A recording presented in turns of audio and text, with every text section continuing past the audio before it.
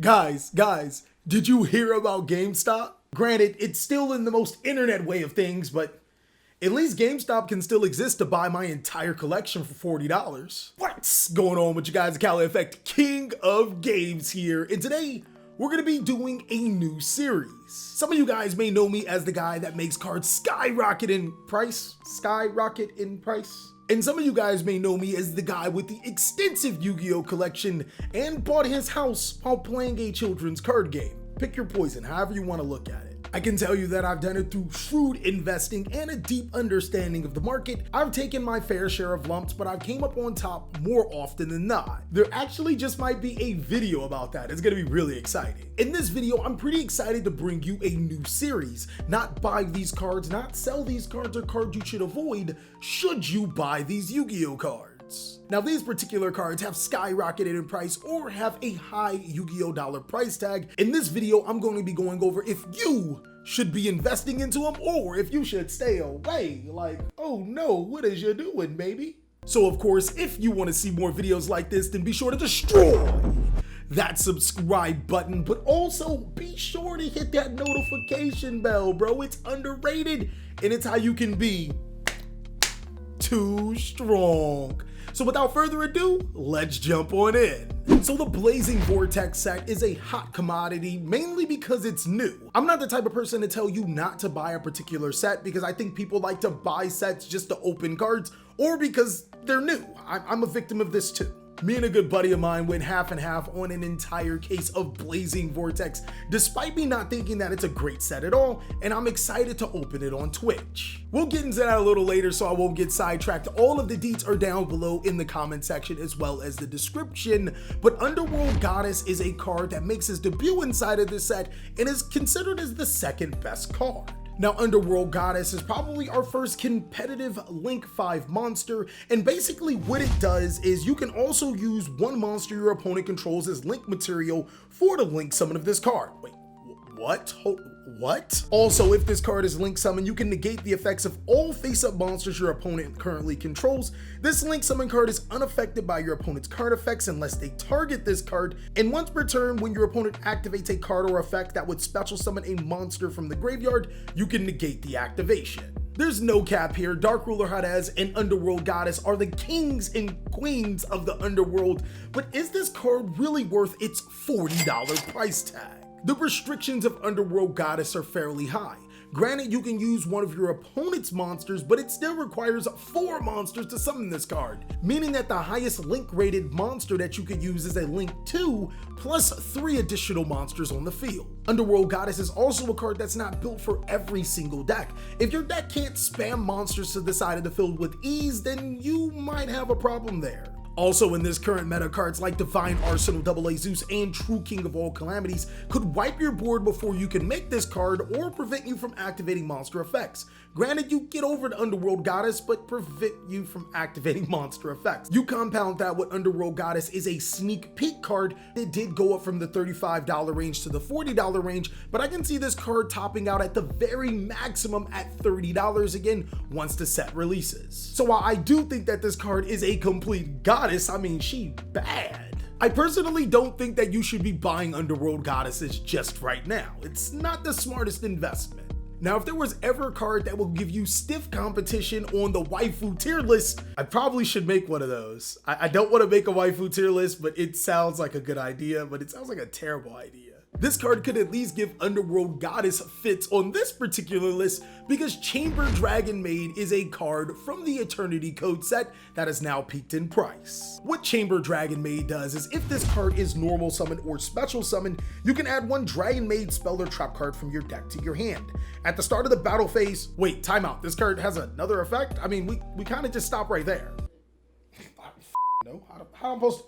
I know Yu-Gi-Oh players don't read. Yu-Gi-Oh players don't read, dog. I don't know what the second effect is. At the start of the battle phase, you can return this card to your hand, and if you do, special summon one level 7 or higher Dragon Maid monster from your hand or graveyard. You can only use each effect of Chamber Dragon Maid once per turn. That is why we don't use this effect. We don't play Dragon Maids. Sorry, Dragon Maid players. All 6 of you, you don't exist right now. Now, the reason why Xiao Tier with blonde hair has skyrocketed in price, that's right, she's literally Xiao Tier with blonde hair, is because of Rocket Dragon Link. Rocket Dragon Link has found a way to incorporate this card by abusing Dragon Maid tidying and Dragon Maid hospitality to continuously summon this card as well as provide a disruption. This is probably one of the better starter Yu-Gi-Oh cards that the Dragon Link strategy has now. Now, Blonde Shoutier in the form of a dragon instead of a vampire is in a very peculiar spot. She is a $40 secret rare, but we could have a reprint coming for her soon. We know that Mega 10's 2021 will reprint cards in Eternity Code. It's not necessarily confirmed that she will be in here, but seeing that she's going up in price,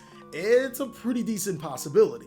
Regardless, if you are a Dragon Link player and you need to play the best Dragon Link strategy right now, then you're pretty much forced to buy Chamber Dragon Maid since it's a really powerful card to help you extend. Or if you're a Dragon Maid player, I guess you would need it too.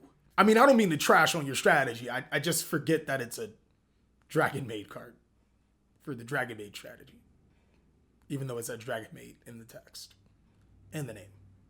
And it searches the Dragon Maid spell card, but we're not going to talk about that. Now, we've talked about old sets, we've talked about new sets. What about a side set? There's a particular card from a side set that probably should be addressed. Photon Orbital just got a reprint inside of Legendary Duelist Season 2. It's a really good card, but we might want to talk about its effect because what it does is during your main phase, you can target one Photon or Galaxy monster you control, equip this monster from your hand or field to that target. It gains 500 attack and also cannot be destroyed by battle. You can send this equipped card to the graveyard, add one Photon or Galaxy monster from your deck to your hand except Photon Orbital. And of course, you can only use this effect of Photon Orbital once per turn. Now, Photon Orbital does have one specific function, to search Galaxy Soldier from your deck to your hand. Come on, Forehead, we're not playing Galaxies. I'm sorry guys, it's just another one of those archetypes where they're good cards and they just go in other decks. Photon Orbital can be really popular in almost any type of light deck because when you summon Union Carrier, you can equip Photon Orbital to that particular card and then search any Galaxy card or Galaxy Soldier from your deck to your hand for free. That's pretty much a free Cyber Dragon Infinity if you have the discard outlets for Galaxy Soldier, so it's a pretty good 2-card combo that equals into a free negation as well as the ability to take an attack position monster and make it an Exceed material. Now, Photon Orbital's secret rare print is currently $6. You won't believe it, but the ultra rare print is $17. I know there's a chart for rarity guide, and you guys have to help me out here.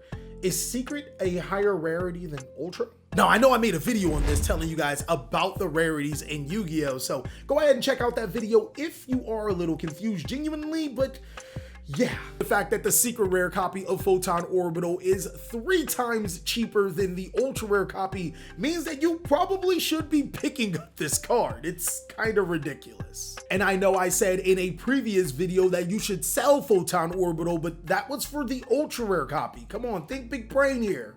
You sell the ultra rares, you get the secret rares, you profiting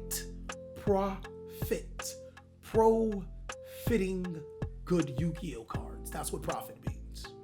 I think with these type of solid investments, anyone else that doesn't pay attention to these videos won't even be in your orbital. Now, one card that feels like it came out of the blue and skyrocketed in price is Machina Metal Cruncher. This is another card from the Eternity Code set, and to be honest with you, there are quite a few cards that are not on this list from that particular set that are shooting up in price. Dragon Maid, Xiao, and Heavy Forward are just an example of 2 other cards that are seemingly to go up in price, but I think I can answer all 3 of those cards in this particular segment. What Machina Metal Cruncher does is if you control no face-up cards, you can normal summon this card without tributing, but its original attack becomes 1800. If this card is normal summon or special summon, you can reveal 3 Earth Machine monsters from your deck, then your opponent randomly adds 1 to your hand, and you shuffle the rest back into your deck. You can only use this effect of Machina Metal Cruncher once per turn. Now, Machina Metal Cruncher is a huge component to the Earth Machine strategy, and that deck is actually pretty good. It also just got some support in the Blazing Vortex set with Machina Unclassifier. The Machina strategy actually feels like Dragon Link because you mix in all other types of machines just to make it operate.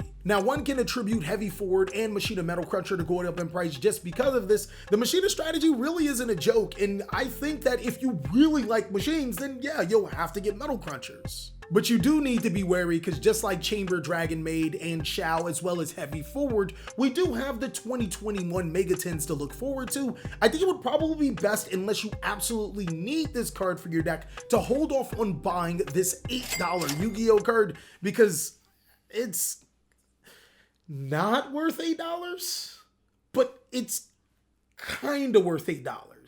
The 3 cards listed are not bad cards and are worth their salt, but the problem is 2 of the 3 have not showed their worth in the competitive scene. I would definitely tread cautiously if I were you. But you can probably Machina Metal Crunch the numbers and get it for a cheaper price somewhere. I don't know if I should love myself or hate myself for these amazing puns. I think I'm pretty punny though. And the last card on this list is the card of the hour. This card is the most sought after card from the Blazing Vortex set, and I hope you prosper in your journey because Pot of Prosperity is already prospering in the competitive Yu-Gi-Oh card game. What Pot of Prosperity does is that you can banish 3 or 6 cards from your extra deck of your choice face down, and for the rest of the turn after this card resolves, any damage your opponent takes is half. Also, excavate the top cards from your deck equal to the number of cards banished. Add 1 excavated card to your hand. Place the rest on the bottom of the deck in any order, and of course, you can only activate 1 Pot of Prosperity once per turn. Now, you can also draw cards for the duration of the turn, so there is a debate on if you should run Pot of Prosperity versus Pot of Extravagance or Pot of Desires. Now, all 3 of these particular spell cards serve a different function, but Pot of Prosperity is a card that's fairly unique. It doesn't get you that +1 advantage like Pot of Extravagance or Desires, but it almost allows you to select which card you want for your deck and add it to your hand. That's pretty good. And seeing that Blazing Vortex isn't necessarily a very strong set, and what I mean by strong, there's not a lot of competitive relevancy inside of this set, this has made this card shoot up to a $90 Yu-Gi-Oh card. Now, is Pot of Prosperity worth $90? No. Now, this is going to take a lot of explaining because there's definitely going to be some naysayers. Even though you get to choose the cards that you banish from your extra deck, you're still banishing 6 extra deck resources. If you guys are a Yu-Gi boomer like me, then you understand that the extra deck is probably your most important resource. The extra deck literally made certain Yu-Gi-Oh cards bad. It's a utility, and using Pot of Prosperity to get rid of your utility isn't always the best choice for every single Yu-Gi-Oh deck. Now, of course, if you guys want to see me make a video on Pot of Prosperity, then be sure to destroy that like button and let me know down below in the comment section. But addressing its current problem, Pot of Prosperity is a $90 Yu-Gi-Oh card, which is currently at its sneak peek price. I think that this card will settle around the $50 to $70 range, so I think it's a card that you should avoid. Well, that's all that I have for should you buy these Yu-Gi-Oh cards. It was a really fun video to do. Of course, if you really like this series and want to see more, let me know down below in the comment section, as well as check out some of these other awesome TheCaliEffect content videos. I know you'll love them, as I'll catch you on the next one.